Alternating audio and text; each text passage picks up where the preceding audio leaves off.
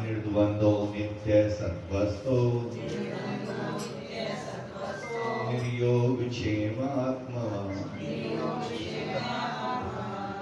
त्रैगुण्य विषय वेदा निस्त्रैगुण्य भव अर्जुन निर्द्वंद्व नित्य स्वस्थस्थ निर्योग से मैं आत्मवान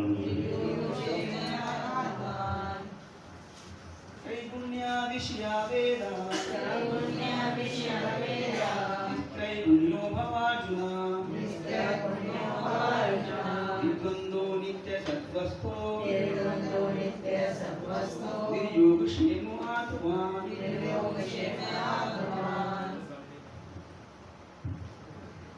त्रैगुण्य विषया वेदा निस्त्रैगुण्यो भवार्जुन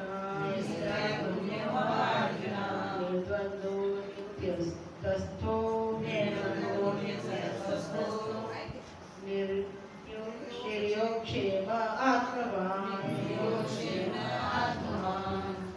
त्रिगुण्य विषया वेदा निस्त्रैगुण्यो भवार्जुन निर्द्वंदो नित्य सत्वस्थो निर्योगक्षेम आत्मवान् त्रैगुण्य विषया वेदा निस्त्रैगुण्यो भवार्जुन निर्द्वंदो नित्य सत्वस्थो निर्योगक्षेम आत्मवान्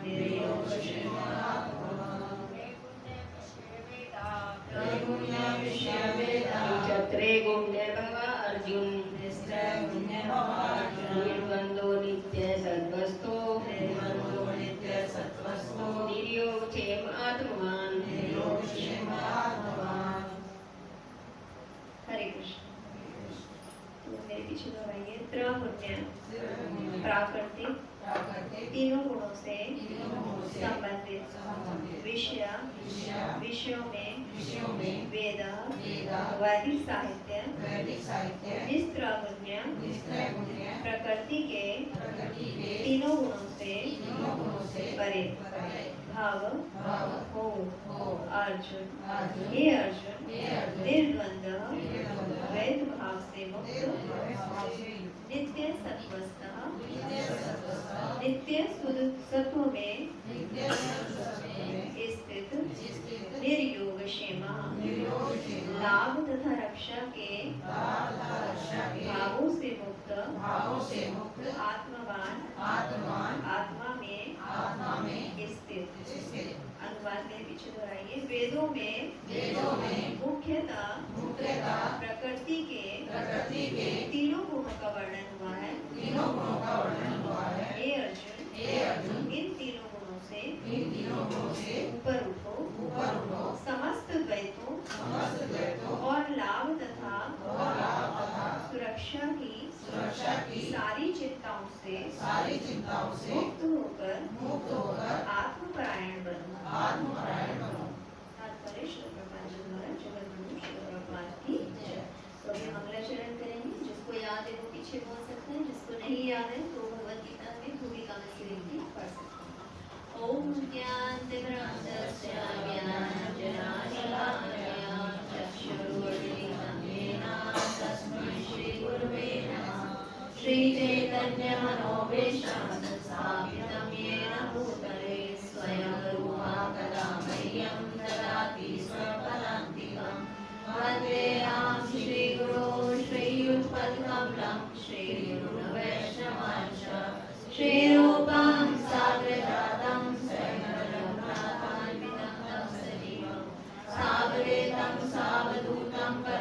सहितं कृष्ण चैतन्य देवं श्री राधा कृष्ण पादांश्च गणललिता श्री विशाखान्वितांश्च हे कृष्ण करुणा सिंधु दीनबंधु जगत्पते गोपेश गोपिका कांत राधा कांत नमस्तुते तप्तकांचन गौरांगी राधे वृंदावनेश्वरी वृषभानुसुते देवी प्रणमामि हरिप्रिये वाञ्छाकल्पतरुभ्यश्च कृपा सिन्धुभ्यश्च पतितानां पावनेभ्यो वैष्णवेभ्यो नमो नमः जय श्री कृष्ण चैतन्य प्रभु नित्यानंद श्री अद्वैत गदाधर श्रीवासादि गौर भक्तवृंद हरे कृष्णा कृष्णा कृष्णा हरे हरे हरे राम राम राम हरे हरे सभी दोहरी में दोहराइए नमः विष्णु पदाय वैष्णवप्रस्थाय भूतले श्रीमते भक्तिवेदांत स्वामी नामिने नमस्ते सरस्वते देवे गौरवाणी प्रचारिणे निर्विशेष शून्यवादी पाश्चात्य देशतारिणे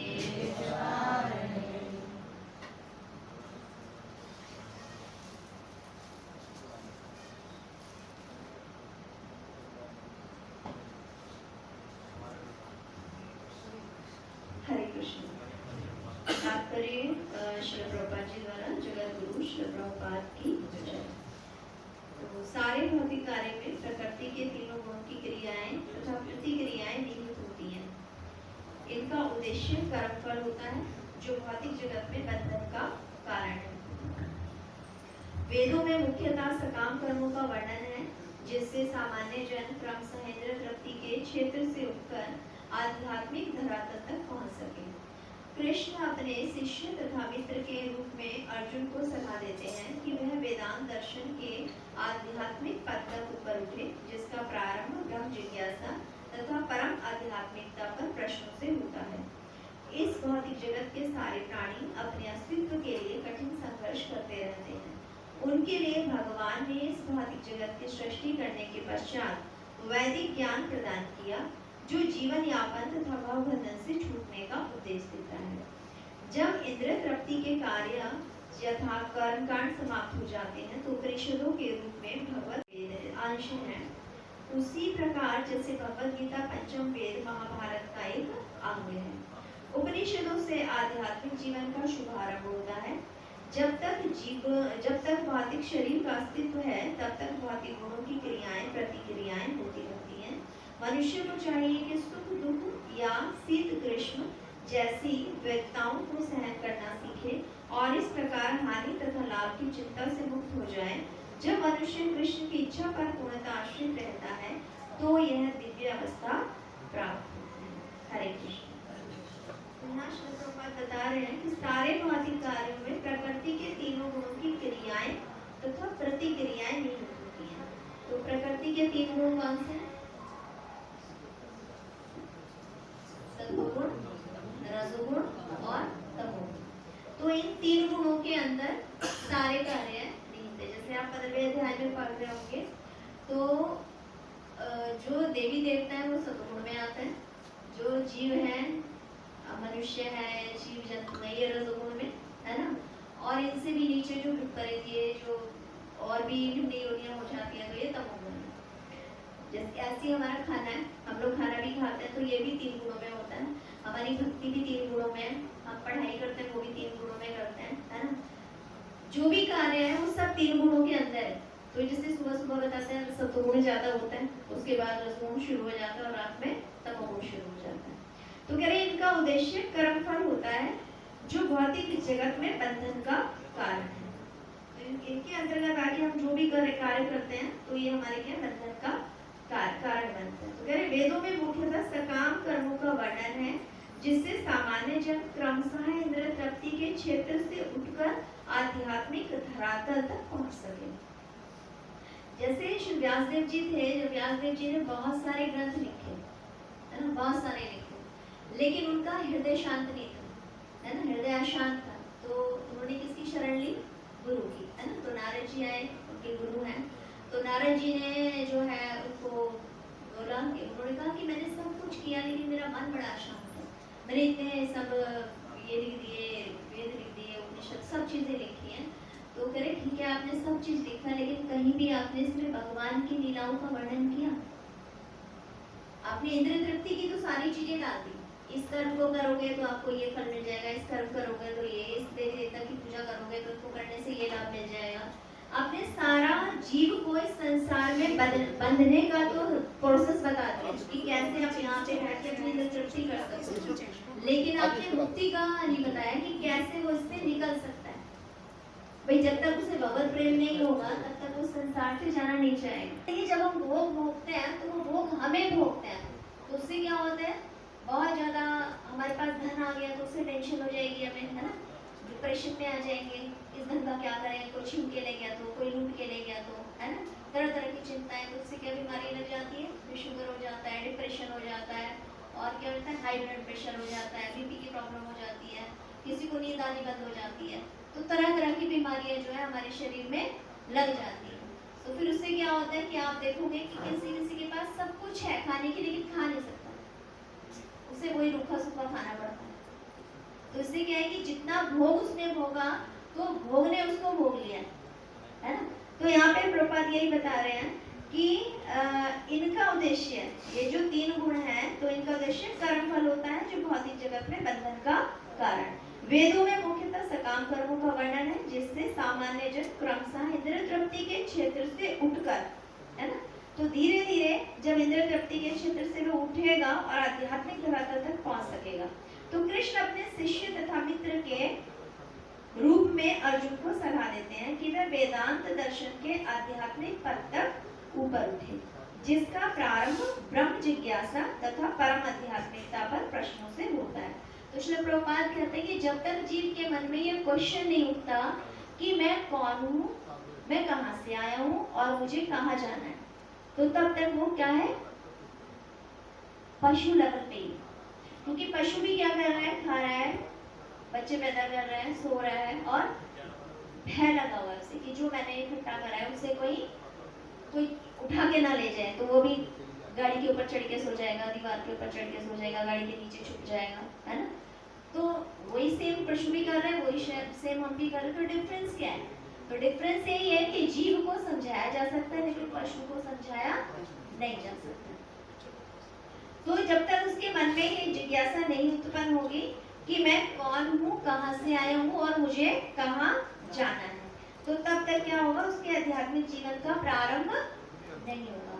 तो इसलिए जिज्ञासा हमारे मन में होनी चाहिए, है ना। तो बता रहे हैं ना 4 प्रकार के भक्त भगवान की शरण में आते हैं, कौन कौन से?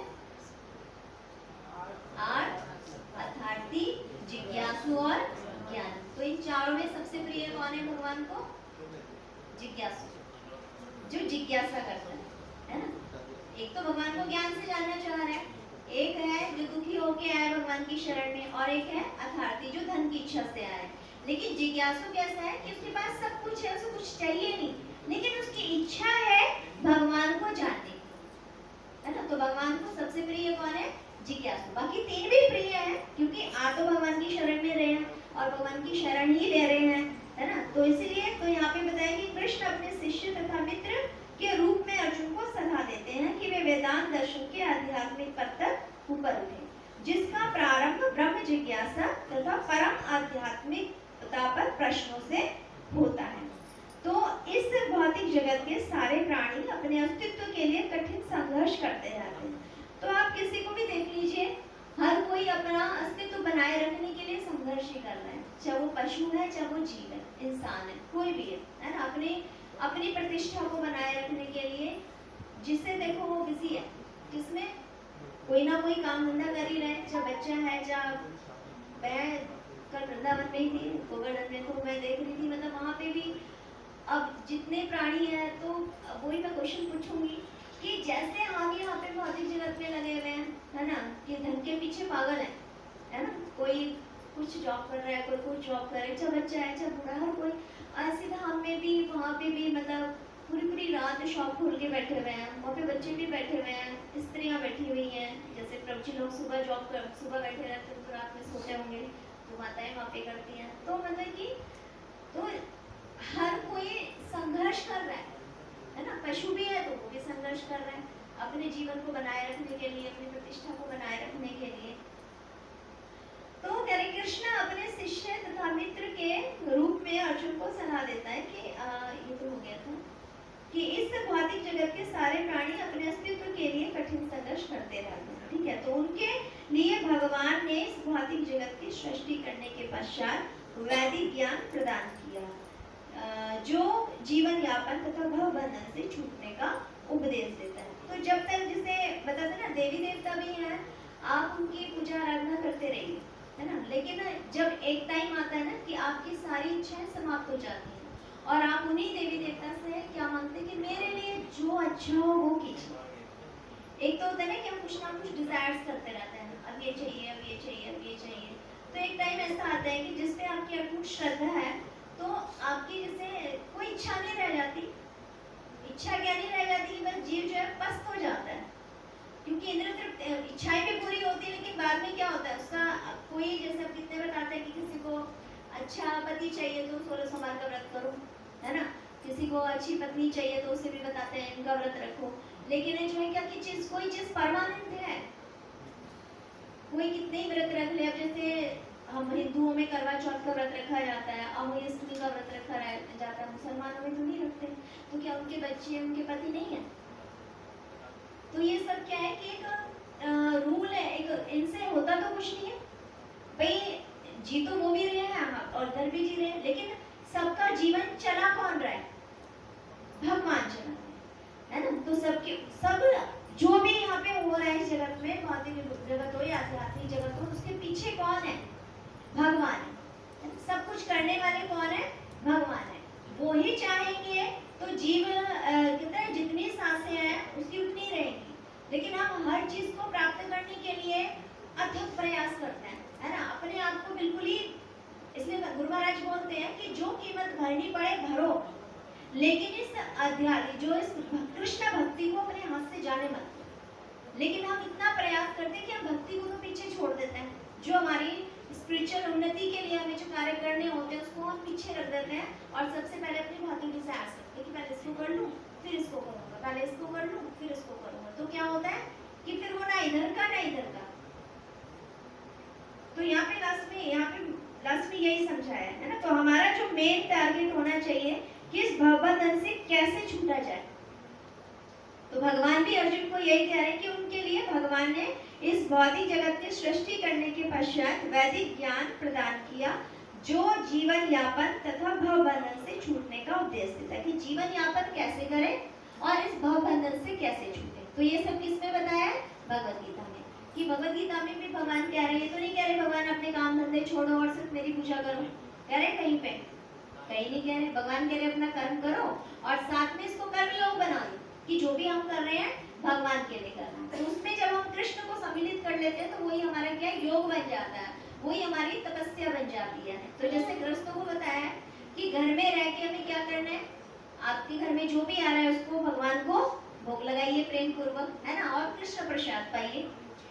जो भी हम धन कमा रहे हैं, पूरा मेहनत हम धन कमाने में लगा रहे हैं, तो उस धन को किसकी सेवा में लगाओ? भगवान की सेवा में लगाओ, तो धन शुद्ध हो जाएगा आपका। भोग लगा रहे हैं तो वन शुद्ध हो जाता है। हमने अपना मन, अपनी बुद्धि, अपना तन भगवान के मंदिर का मार्जन करते हैं। इतने फेस्टिवल्स होते हैं तो उन फेस्टिवल्स में अपना धन भी लगा रहे हैं, अपना मन भी लगा रहे हैं, अपना तन भी लगा रहे हैं। तो इससे क्या हो रहा है? हमारी आध्यात्मिक उन्नति हो रही है और हम शुद्ध हो रहे हैं और हम भगवान को जान पा रहे हैं। तो यही प्रोसेस भगवान किसके माध्यम से हमें पता चल रहा है?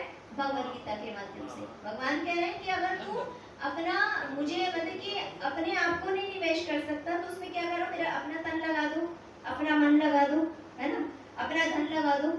अगर आप खुद को नहीं लगा सकते तो मन लगा दो। तीनों चीजें बताई हैं। तन नहीं लगा सकते तो मन लगाओ, मन नहीं लगा सकते तो धन लगाओ, कुछ तो लगाओ। तो एक भी चीज अगर भगवान की सेवा में लग गई तो फिर भगवान स्वतः ही सारी इंद्रियों को अपने आप अपनी सेवा में लगा लूँ, है ना। तो हमारा पर्पस क्या होना चाहिए? पहली बात तो जीव के अंदर क्वेश्चन उठना चाहिए कि मैं किसी भाव बंधन में फंसा हुआ हूँ। जब तक वो समझेगा नहीं तब तक वो उससे निकलने का प्रयास नहीं करेगा। तो क्या हमें लगता है कि हम किसी भाव बंधन में फंसे हुए हैं? कितनों को लगता है? कैसे लगता है कि हाँ हम किसी भाव बंधन में फंसे हुए हैं?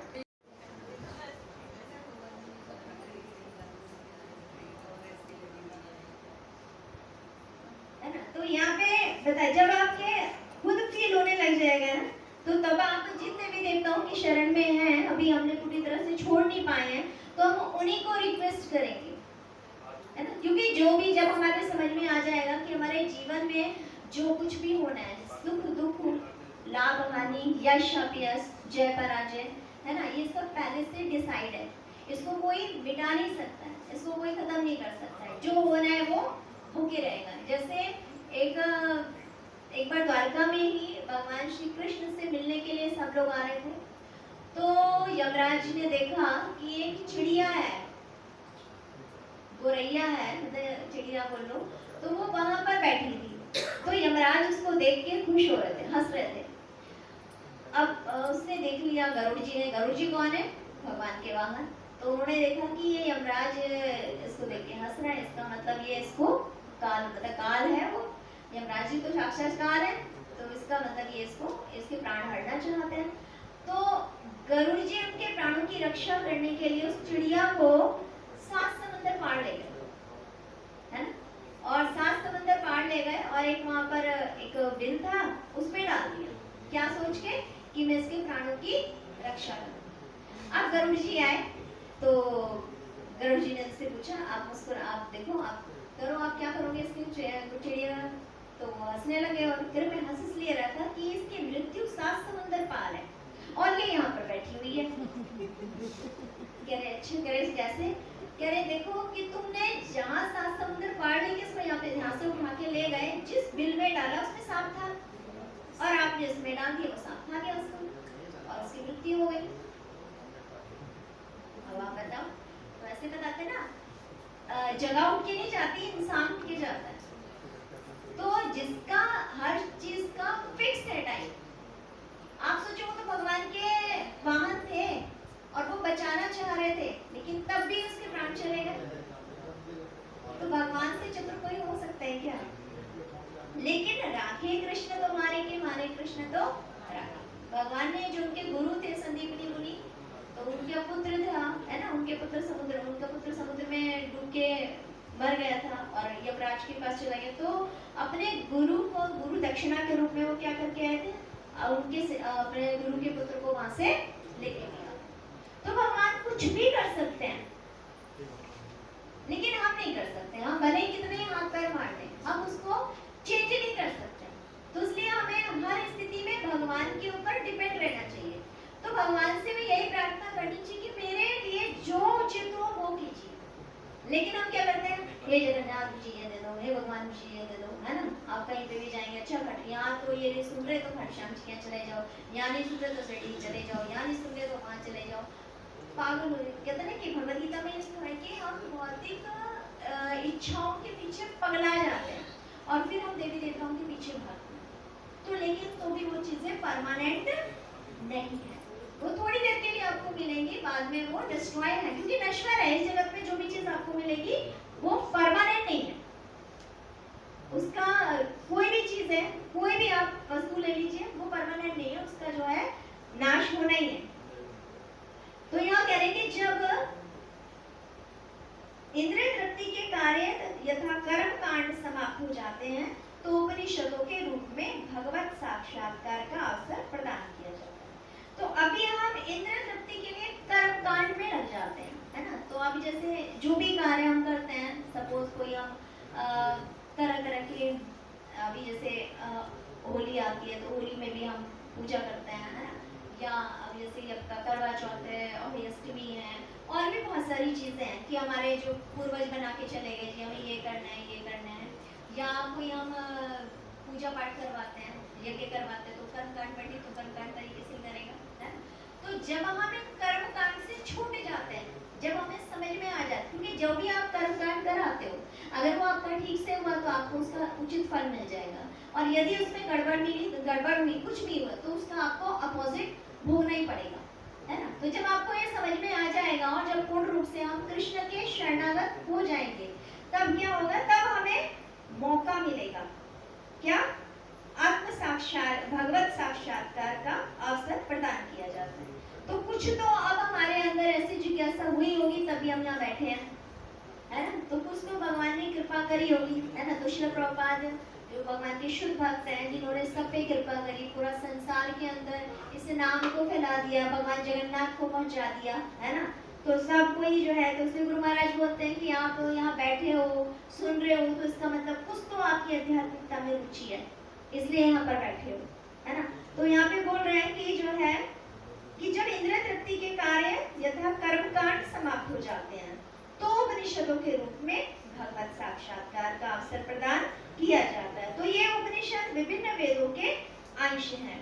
उसी प्रकार जैसे भगवद गीता पंचम वेद महाभारत का एक अंग है, तो उपनिषदों से आध्यात्मिक जीवन का शुभारंभ होता है ना। तो जैसे जैसे हम शास्त्रों का अध्ययन करेंगे, वैसे वैसे हमारी ये बुद्धि खुलती है और हमें समझ में आता है कि हमें क्या करना चाहिए और क्या नहीं, हमारे लिए क्या उचित है और क्या अनुचित है। क्योंकि हम जैसे कोई भी कर्म कांड कर रहे हैं, कुछ प्राप्ति के लिए कर रहे हैं, लेकिन हमें ये नहीं पता कि वो चीज तो भगवान भी दे सकते हैं।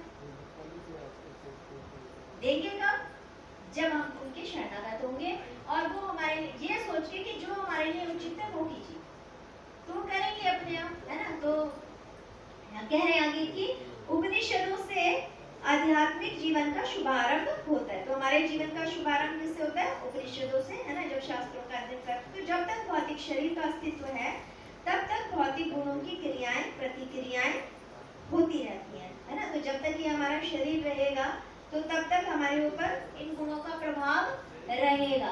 तो ऐसे बताते हैं कि आप जिसका संग करते हो,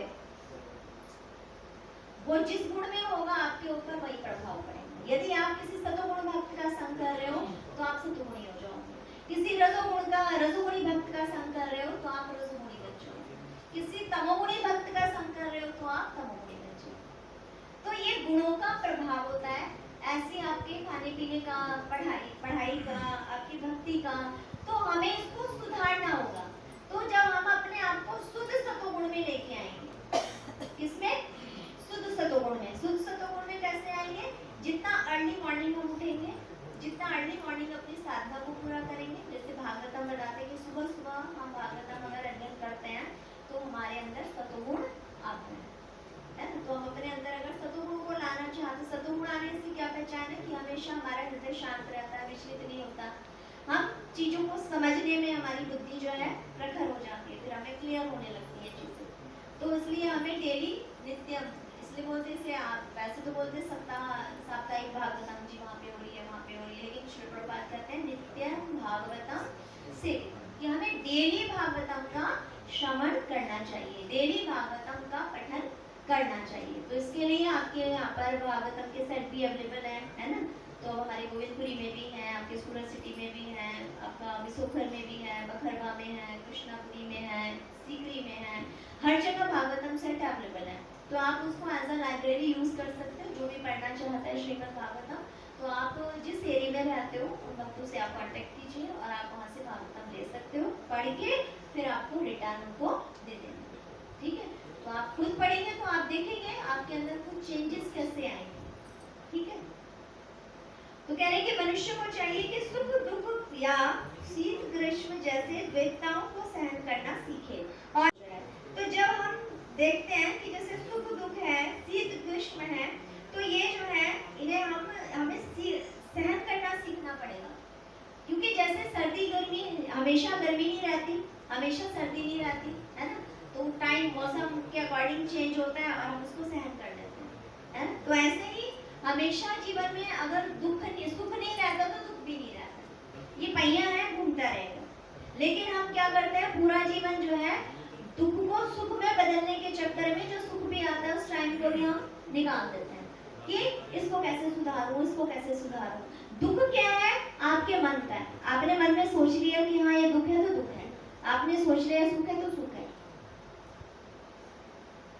तो सुख दुख हमारे मन से प्रकट होता है, क्योंकि हर चीज को अगर आप कृष्ण से रिलेट करके चलोगे तो दुख है ही नहीं जीवन में, ठीक है ना। तो हमें जो है एक मतलब संतोषी बनना चाहिए कि जैसा भगवान की मेरे जीवन में जो भी उतार चढ़ाव आ रहे हैं वो कृष्ण की इच्छा से, भक्त के जीवन में जो भी होता है सुख दुख लाभ हानि यश अपयश जय पराजय सब जो भी होगा ना, भक्त के जीवन में जो भी घटना घटेगी वो भगवान की इच्छा से घटेगी, ये ध्यान रखिए।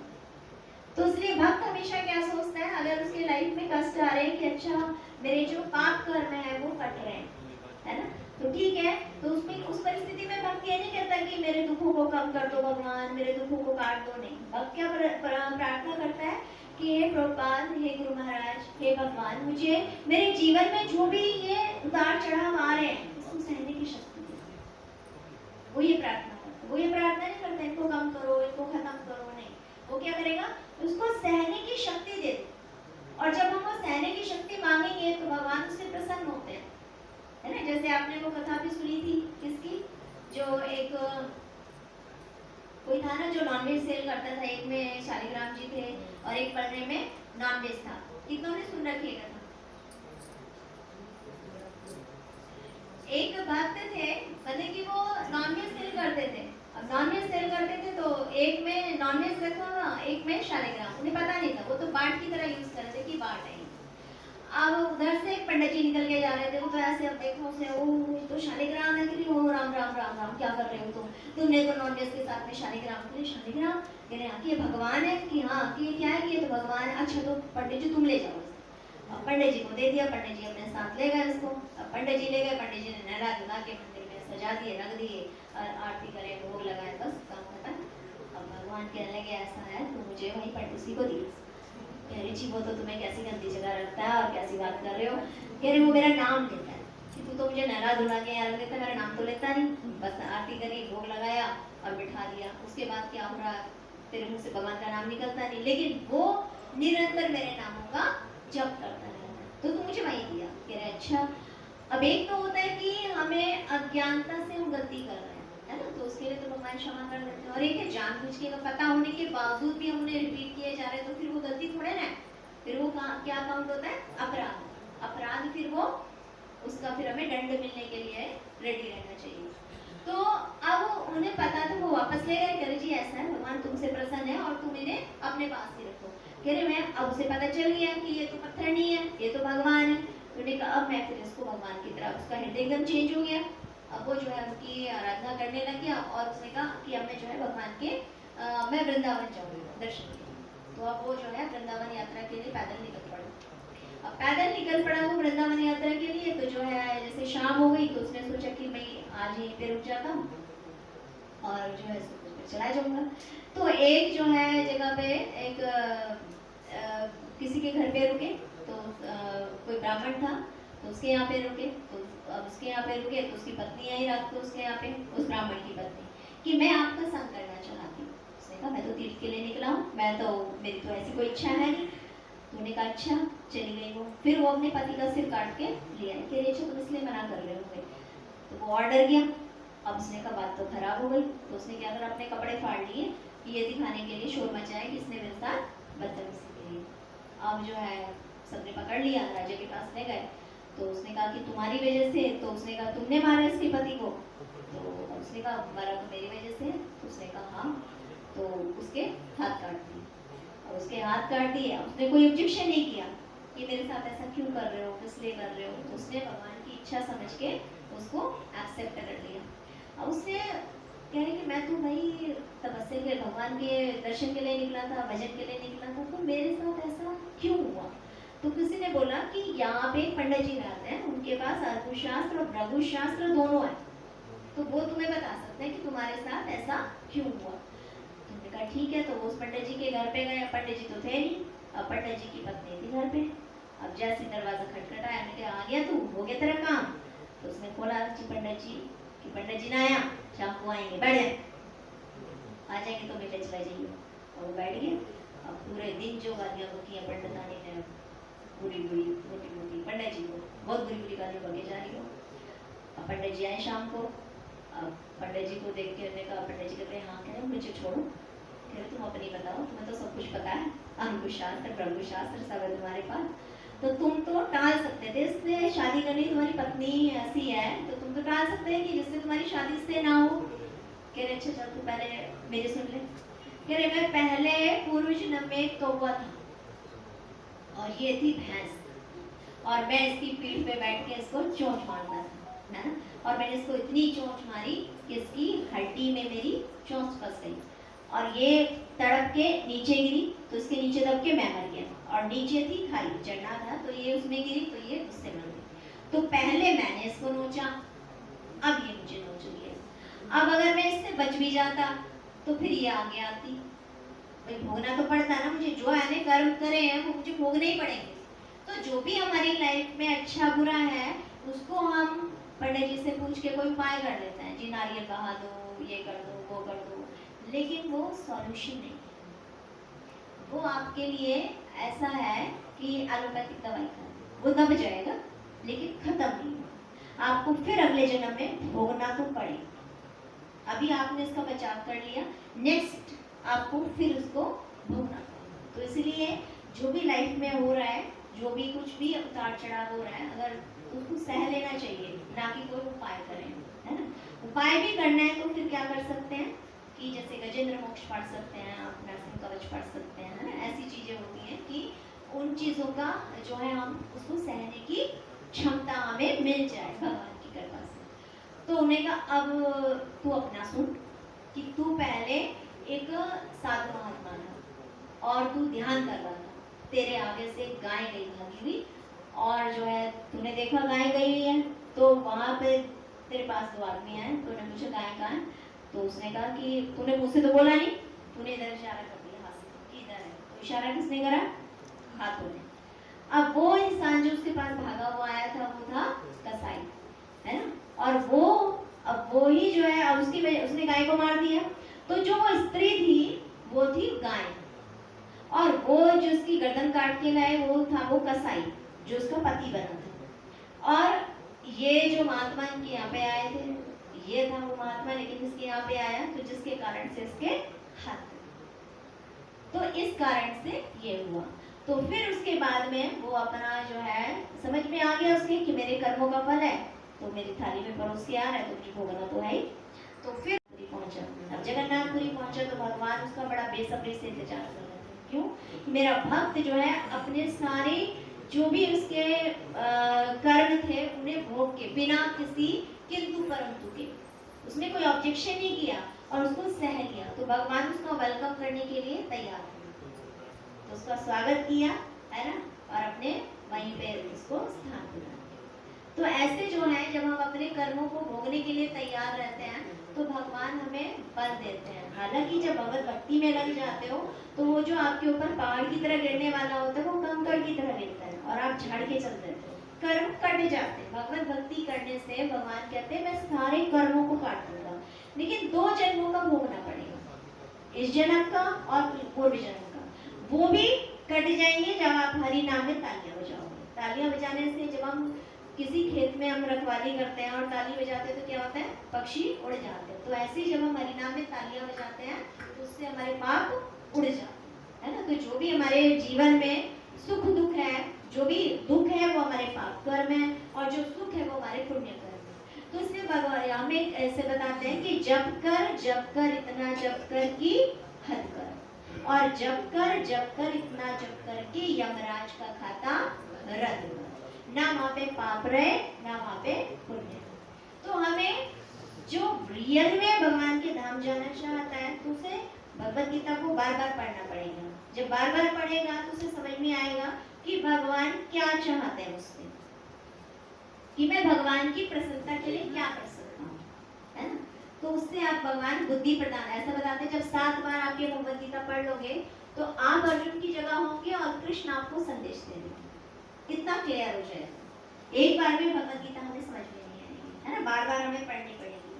तो यहाँ पर यही बता रहे हैं कि जब तक भौतिक शरीर का अस्तित्व है तब तक भौतिक गुणों की क्रियाएं प्रतिक्रियाएं होती रहती है ना। हम इस भौतिक जगत में हैं तो कभी हम सतुगुण में होंगे, कभी रजोगुण में होंगे, कभी तमोगुण में होंगे, तो ये गुणों का प्रभाव हमारे ऊपर रहेगा। तो मनुष्य को चाहिए कि सुख दुख या शीत ग्रीष्म जैसे द्वैताओं को सहन करना सीखे और इस प्रकार हानि तथा लाभ की चिंता से मुक्त हो जाए। कि अगर कोई भी कष्ट हुआ, ठीक है, हो गया तो हो गया, आगे बढ़ो, है ना। ये नहीं कि उसी को लेके बैठे रहे, हाय मेरा तो इतना नुकसान हो गया, हाय मेरा तो इतना नुकसान हो गया, और उसमें उसके चक्कर में क्या हो जाता है, बीपी हाई हो जाता है या डिप्रेशन में चले जाते हैं, है ना।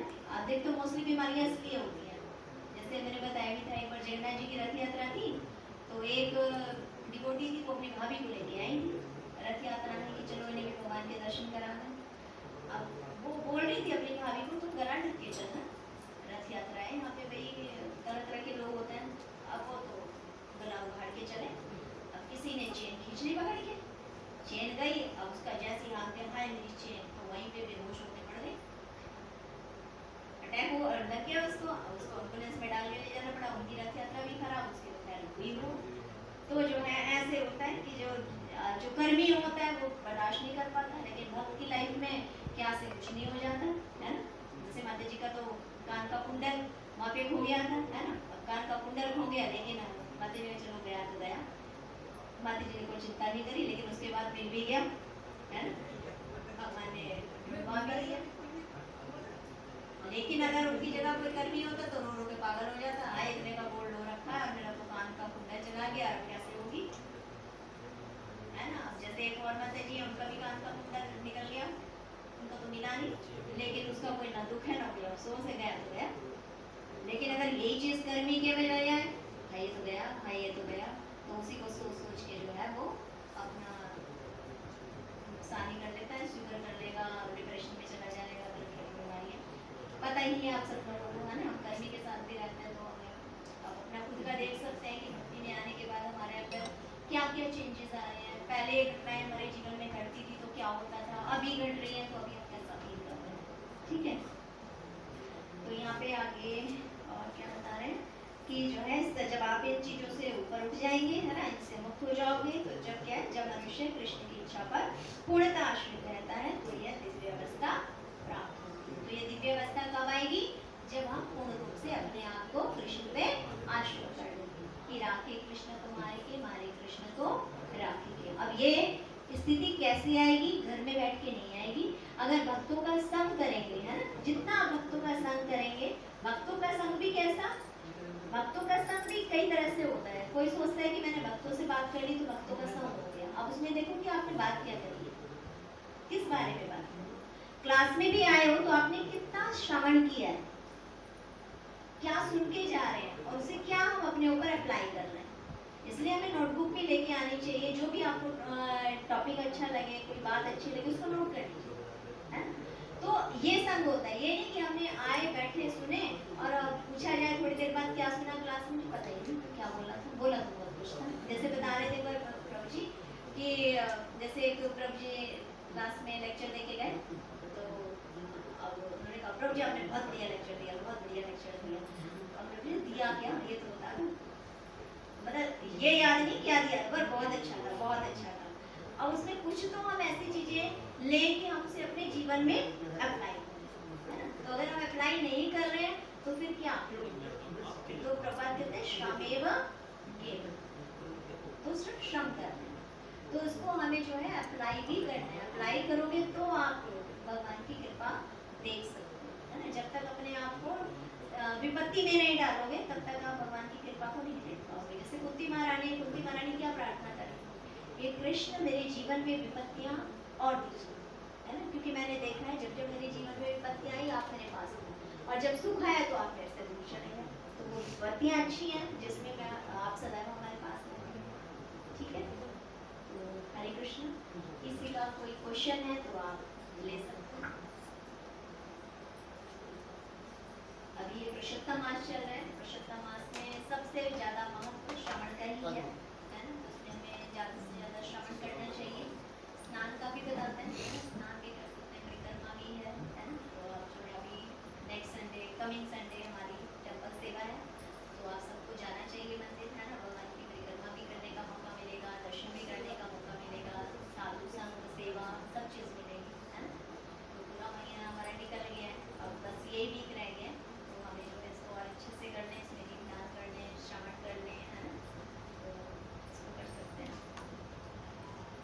किसी का कोई क्वेश्चन है तो आप पूछ सकते हैं। हरे कृष्ण माता जी। हरे कृष्ण। मेरी बेटी पूछ रही थी जैसे कि हम लोग वो करते हैं। हरे कृष्ण माता जी। छात्र नाम जी। पेज में रखी थी।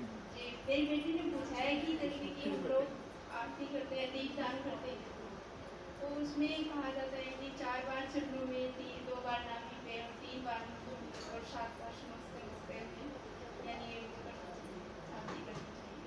तो वो ये बोल रही थी कि जब हम मतलब दीपदान करते हैं और जब उन्हें काउंट करते हैं तो जो श्रद्धा हम मतलब बिना काउंट के जो हमारे मन में आती है वो काउंट करते हुए नहीं आती है। तो मतलब क्या ये ज़्यादा अच्छा है, काउंट करना ज़्यादा अच्छा है, ये ऐसे ही? नहीं, देखिए ये स्टैंडर्ड जो है हमें नारद पंचरात्र से मिला है। इसका कुछ तो रीजन होगा, तभी शास्त्रों में इसका वर्णन हुआ है ना। जो चीज ये 7-8 चीजें जैसे भगवान की आरती है तो उसका प्रोसेस है। जैसे शंख से 7 बार करते हैं, रुमाल से भी 7 बार करते हैं, तो ये करेंगे तो इसका भी बेनिफिट ही है ना। और जब ये हमारे रूटीन में आ जाएगा तो फिर हमारा भगवान पे ध्यान भी जाएगा, है ना। तो ये इससे प्रसन्न होता है ना भगवान। ये जो भी चीजें बनाई है ये सब भगवान की प्रसन्नता के लिए बनाई है। तो आप ये सोचिए कि ये जो मुझे बताया है ये भगवान की प्रसन्नता के लिए बताया, तो मैं इसको करूं, है ना। क्योंकि ये अपने आप से तो उन्हें बताया नहीं कि आप ऐसे करो, तो कि उससे अगर आप बताए अकॉर्डिंग करेंगे तो उससे कुछ लाभ भी मिलेगा। तो दोनों तरफ से अच्छा है, आप मन में भगवान का ध्यान कीजिए और साथ में इसको भी प्रॉपर्ली कीजिए। 4 2 3 अगरबत्ती से भी 3 2 7 है ना। और कपूर से भी एज पर टाइम जितना है आपके पास, वैसे तो 7 बार है, और एज पर टाइम आप चावल चावल से और पंख से।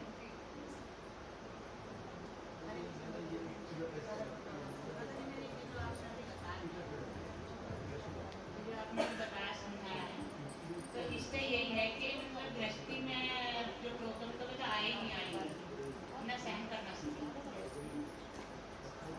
इससे अलग टाइम ये मतलब कि आपने ऐसे दिया कि इसे बीमार को तो औषधि दे दी, मैं आपकी बात करूं। ये सबकी लाइफ में मतलब अच्छी बुरी घटनाएं, तो क्योंकि ये पहिया है ना, घूम रहा है, कभी सुख कभी दुख, कभी सुख कभी दुख। इसमें दुख ज्यादा है, सुख बहुत कम है। कितना है कि जो आगे दुख आने वाला है उसको आप बर्दाश्त कर सकते, सिर्फ इतना है। क्योंकि ये भौतिक जगत अशाश्वता में है, दुखालय में। यहाँ ये जो भौतिक जगत है दुखों का घर है, यहाँ पे सुख नहीं है। हम गलत जगह गलत चीज ढूंढ रहे हैं। हम ये सोच रहे हैं कि यहाँ पर सुख मिल जाएगा और इसीलिए हम परेशान हैं। भाई इतना हम अपने बच्चों को पढ़ा लिया, हम पूरा फोकस हम अपने बच्चों पे करते हैं कि ये डॉक्टर बन जाए, ये इंजीनियर बन जाए, ये क्या कुछ बन जाए, लेकिन अगर उसने भगवत भक्ति में उसका मन नहीं लगा, ऐसे बताते हैं ना कि वो गुरु से गुरु बनने का अधिकार नहीं है जो अपने शिष्य को जन्म और मरण के चक्कर से मुक्त ना कर सके। वो माता पिता से माता पिता बनने का अधिकार नहीं है जो अपने बच्चों को जन्म और मरण के चक्कर से मुक्त ना कर सके, है ना। तो वो पति उसे पति बनने का अधिकार नहीं है जो अपनी पत्नी को जन्म और मरण के चक्कर से मुक्त ना कर सके। ये मैं नहीं कह रही, ये शास्त्र कह रहा है। तो हमने हर चीज तो सिखाई लेकिन उससे भगवत भक्ति करनी नहीं सिखाई, तो फिर हमारा जीवन बेकार। भाई कुत्ते बिल्ली भी बच्चे पैदा कर रहे हैं, हम भी कर रहे हैं, तो डिफरेंस क्या है? भाई फंसे हुए तो जो भी जीवात्मा इस भौतिक जगत में आ गई सब फंसी हुई है ना, सभी संघर्ष कर रही है। तो अगर ठीक है, हम ये नहीं कहते पढ़ाओ लिखाओ मत बच्चों को, वो तो करना ही है। क्यों? क्योंकि इस मटेरियल जगत में रहना है तो उसके अकॉर्डिंग हमें पढ़ना ही पड़ेगा, करना ही पड़ेगा, लेकिन साथ में हमें उसे भगवत भक्ति भी सिखानी है ना। तो ये भी उसके अंदर गुण डालना है कि सुबह उठ रहा है तो ठीक है, एक श्लोक भगवत गीता का पढ़ लो, एक भागवतम का पढ़ लो, भगवान को प्रणाम कर लो, तो भगवान के बारे में छोटी छोटी स्टोरियां कृष्ण लीला से रिलेटेड वो आप दे सकते हैं। तो उससे बोलते हैं 12 साल तक बच्चे को आप सिखा सकते हैं। जितना उसको मेमोरी में उसके डालना है डाल दीजिए, उसके बाद उसकी मेमोरी फुल हो जाती है, फिर वो आपकी नहीं सुनेगा, है ना। तो अगर आपने उसके अंदर संस्कार डाल दिए तो फिर वो आगे भी करेगा, लेकिन अगर आपने उसमें संस्कार ही नहीं डाले तो फिर वो नहीं करेगा। हमने सारा मेहनत उसको पढ़ाई लिखाई में तो कर दिया, फिर इसलिए बच्चे क्या करते हैं, विदेश चले जाते हैं, अपने माता पिता को पूछते नहीं, फिर माता पिता कहाँ जाते हैं, वृद्धाश्रम में जाते हैं। क्यों? क्योंकि वो उनके स्टैंडर्ड के नहीं रह जाते। लेकिन बच्चा अगर भगवत भक्त है तो फिर वो चाहे विदेश चला जाए चाहे कहीं चला जाए, तभी वो अपने माता पिता की सेवा करेगा, भूलेगा नहीं। हरे कृष्ण मैंने एक यो पढ़ा, मुझे ध्यान नहीं कहाँ पढ़ा है, जैसे कि पहले जो गर्भ में बच्चा रहता था पीड़ित होती थी औरत को उसे मतलब दिखवा देती थी। तो अब जो कलयुग में जो चल रहा है ये ऐसा चल रहा है, अनाथ आश्रम में जो माँ बाप जा रहे हैं, ये क्यों जा रहे हैं? क्योंकि यो ऐसे ही है कि जो बच्चे हैं वे माँ बाप को अपना मतलब अपना सुख चैन बनाए रखने के लिए अनाथ आश्रम में भेज देते हैं। तो जैसे मतलब माँ ने करा ऐसे ही बच्चे कर रहे हैं। नहीं समझी नहीं, पहले क्या बोला आपने? जैसे गर्भावस्था में बच्चा रहता है, माँ सोचती है मतलब बहुत परेशानी होगी, बहुत पीड़ा होगी, अबॉर्शन नहीं, गर्भपात कर देते हैं। तो ऐसे ही कलयुग में बताया कि कलयुग में जो बच्चे कर रहे हैं माँ बाप के लिए, वो भी ऐसे ही कर रहे हैं। उसका तो ये बताते हैं जो अबॉर्शन कराता है, तो उसको तो जो अंधे आप देखते हो ना, जो भी अंधे व्यक्ति आपको दिखाई दे रहे हैं, तो अगर आपने किसी जीवात्मा को संसार नहीं देखने दिया तो अगले जन्म में आपको संसार देखने के लिए नहीं मिलेगा, तो वो अंधे पैदा होते हैं। ठीक है। और रहा कि भाई माता पिता जो वृद्धाश्रम में है, जो घर में नहीं रहते, तो वो संस्कार के ऊपर है कि भाई कुछ इस तरह से बताते हैं 4 प्रकार के पुत्र होते हैं, पुत्र है, पुत्री है, पत्नी है। कौन कौन से होते हैं? सेवक पुत्र, दास पुत्र, और एक है शांत, और एक होता है शत्रु। ठीक है। तो ऐसे पत्नी भी होती है, ऐसे कितनी पत्नी बहुत सेवा करती हैं, कितनी पत्नी अपनी पतियों को पीटती हैं, कितनी पत्नियां जो हैं। भागवत में पढ़ा के ना प्रभुपाद ने मतलब बोला अच्छा, आप मुझे भेज दीजिए, ठीक है, तो मैं उसमें देख लूँगी। बाकी जो मैंने भी, ये भी शास्त्र अकॉर्डिंग मैं बता रही हूँ आपको कि 4 प्रकार के पुत्र होते हैं, 4 प्रकार की पुत्रियाँ होती हैं, 4 प्रकार की पत्नियाँ, पति, ये सब इसी कैटेगरी में ही आते हैं। आप देखते हो ऐसे कितने बच्चे बहुत शत्रु होते हैं, अपने माता पिता को पीटते हैं, कितने शांत भाव के कैसे होते हैं कि उन्हें पढ़ लिख जाते हैं अपना सब, तो फिर बोलते ठीक है अब हम अपना करता है, तो सेपरेट हो जाते हैं, मतलब लड़ाई झगड़ा नहीं करते और अपनी फैमिली को लेके अलग हो जाते हैं। आप प्रमाण है ना। और कितने दास वाले जो होते हैं, तो वो अपने माता पिता की बहुत सेवा करते हैं। तो ये 4 वो बताइए। ये तो हमारे कर्मों का डिपेंड करता है, कैसे कर्म लगाया कि मैं बच्चे के लिए आके आ सकता हाँ, वो ये जितने भी हमारे फैमिली में जो भी होते हैं ना, बच्चे हैं, पति है, पत्नी है, ये सब पूर्व जन्म के कर्म अकॉर्डिंग हमारे साथ आए हैं, उनसे लेखा जोखा है। हमें कुछ उधार लेना है तो उधार, कुछ मारना पीटना, जो भी है वो सब। प्रॉब्लम है इसलिए होते हैं पिछले कर्म हम भूल गए हैं। हाँ जी, निकालने के याद है तो इसलिए थोड़ा परेशानी होती है। हाँ जी। वो ऐसे बोला ना, किसी ने चावल की खेती करी, धान की खेती करी, अब उससे पूछा भाई तुमने खेती तो धान की करी है, तो तुम रोटी क्यों खा रहे हो? कहते अभी तो मैंने पका बोया है, अभी वो जो है नलेगा, गुड़ेगा, पकेगा, है ना, फिर छितेगा, फिर छनेगा, फिर पकेगा और फिर मेरी थाली में आएगा। तो कितना बड़ा प्रोसेस है किसी भी कर्म को करने का। तो जो भी हम कर्म करते हैं करके भूल जाते हैं, अब वो कर्म जो है फिर वो फलीभूत होता है, फिर वो पक के हमारी थाली में आता है, फिर हमें खाने में बड़ा जोर पड़ता है। उसका कारण यही तो है कि हम भूल रहे हैं हम क्या कर रहे हैं। हाँ जी, प्रॉब्लम आ रही है तो दुख हो रहा है। हाँ, लेकिन अब कलयुग में भगवान क्या कर रहे हैं, उसमें साथ साथ में निपटा भी रहे हैं, पीछे का इंतजार नहीं कर रहे, है ना। तो आप कितनी बार देखो यहीं पे किया हुआ यहीं पे पता चल जाता है ना। तो जैसे जीव चतुर चला गया, ऐसे भगवान भी वो यहीं पे कर रहे हैं। ठीक है बताइए, ठीक है। लेकिन प्रॉब्लम ये है ना कि हम सब बात करते हैं ना, जब जो माता जी बता रही है तो हम सिर्फ अपने दुखों की बात करते हैं। कभी ये नहीं सोचते ना सुख भी मिला है, अच्छा हमने कुछ अच्छा किया इसलिए सुख मिला, इसलिए भगवान को थैंक यू बोले, वो हम नहीं, हम सिर्फ दुखों की बात करते हैं। हरे कृष्ण तो आपने जैसे अब तक बात की, एक मिनट आपने जो सबने बात की वो सिर्फ अपने दुखों की करी। तो हमें इसलिए ना भगवान को रोज थैंक्स बोलना चाहिए सुबह उठ के कि आपने मुझे ये मनुष्य देह दिया, है ना, ये मेरी इंद्रियां स्वस्थ हैं, है ना, मुझे किसी तरह का कोई कष्ट नहीं है, मैं आंखों से आपके दर्शन कर सकती हूँ, कानों से आपका श्रवण कर सकती हूँ, जिह्वा से आपका नाम ले सकती हूँ, पैरों से चल के आपके मंदिर में जा सकती हूँ, इससे शरीर को मैं आपकी सेवा में लगा सकती हूँ। आपका बहुत बहुत धन्यवाद। वरना आप ऐसों को देखो जिसके पैर नहीं है ना, जिसकी आंखें नहीं है, आप बिलीव नहीं करेंगे। अभी हमारे मोदी नगर के एक प्रभु जी हैं, उनके पैर नहीं है, ठीक है, वो उसमें भी चेयर पे रहते हैं, आप लोगों ने देखा भी होगा। और आप सोचिए कि वो प्रभु जी वृंदावन अकेले चले जाते हैं यहाँ से, ये यहाँ से ट्रेन जाती है, उस ट्रेन में बैठा देंगे वो, ठीक है, अब बेचारे ट्रेन के अंदर जब ट्रेन रुकती है ना, तो मतलब कि अब उतरे कैसे, ओनली ऑन भगवान पे डिपेंड होके जाते हैं। अब कोई उनको उतार दे तो उतर जाते हैं, ठीक है। अब उसकी उनकी गाड़ी है, उस गाड़ी को ही लेके, बस में नहीं किसी, उसी गाड़ी को लेके अपना वृंदावन पहुंच जाते हैं, वहाँ पे रहते हैं और सारे फेस्टिवल सब चीजें अटेंड करते हैं। एकमात्र भगवान, उनके पैर नहीं है, ऊपर की बॉडी बिल्कुल स्वस्थ है लेकिन टांगे नहीं है ना, तो वो उसी पे रहते हैं। और अपना ये नहीं कि वो ये समझ में आ गया ना उनको कि मेरे साथ मैं जिस परिस्थिति में हूँ मेरे अपने कर्मों का फल है, तो उन्होंने अपने आप को पूर्ण रूप से कृष्ण को सरेंडर कर दिया।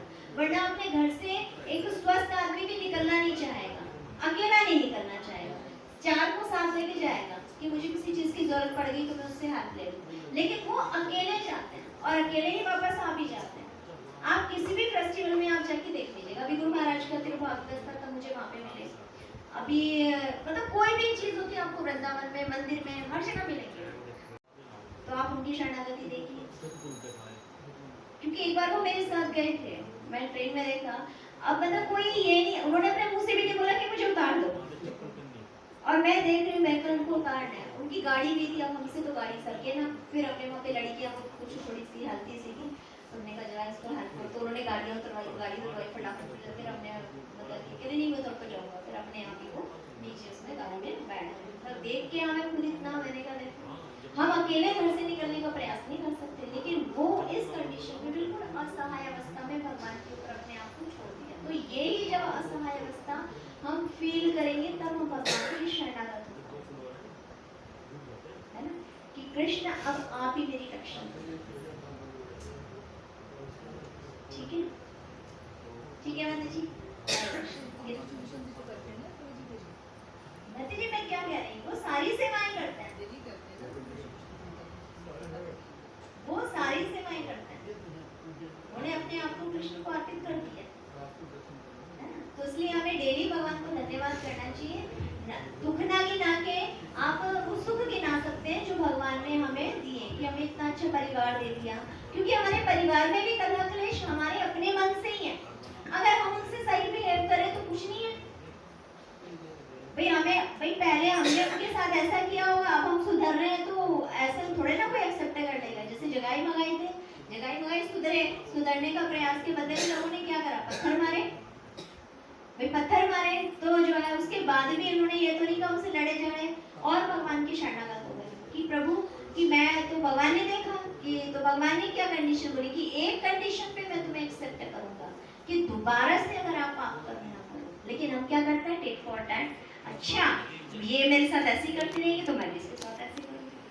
हम भगवान पे शरणागत नहीं है कि भगवान मैं तो आपके लिए अब सब कुछ छोड़ के अब आप देखो जो करना है, ठीक है ना, तो जो हमारे साथ बुरा कर रहे हैं उसके लिए हम बुरा मांगे, है ना। तो बस हम भगवान से प्रार्थना ही करें कि आप उस घर में विराजमान हैं, और मैंने सुना है जिस घर में कलह कलेश होता है तो उस घर में आप रहते हैं, तो आप चाहोगे तो उस घर का कलह कलेश बंद हो जाएगा और हम सब आपकी शरणागत हो जाएंगे। जब ऐसे मांगे कि आप चाहोगे, अभी हम अपनी इच्छा रखते हैं, मैं चाहती हूँ सब भक्त बन जाएं, मैं चाहती हूँ सब ऐसे हो जाएं, मैं चाहती हूँ सब ऐसे हो जाएं, तो हमारे चाहने से कुछ नहीं होगा, भगवान चाहेंगे तो सब कुछ हो जाएगा। तो इसीलिए भगवान पे छोड़ना चाहिए कि आप कृपा, आप चाहो तो ऐसा कर सकते हैं, तो आप देख लीजिए आपकी मर्जी, मैं तो आपकी कृपा पे आश्रित हूँ, बस दया ऐसी कीजिए कि मैं आपकी कृपा पे ही आश्रित रहूं, मेरी बुद्धि आपसे अलग ना जाए, क्योंकि माया देवी तुरंत पकड़ लेती। प्रभुपाद खुद प्रार्थना करते थे भगवान से कि अपनी माया से मुझे बचा के, तो हम तो किस खेत में। ठीक है माता जी, हरे कृष्ण। किसी का क्वेश्चन है वो पर्सनली ले लेंगे।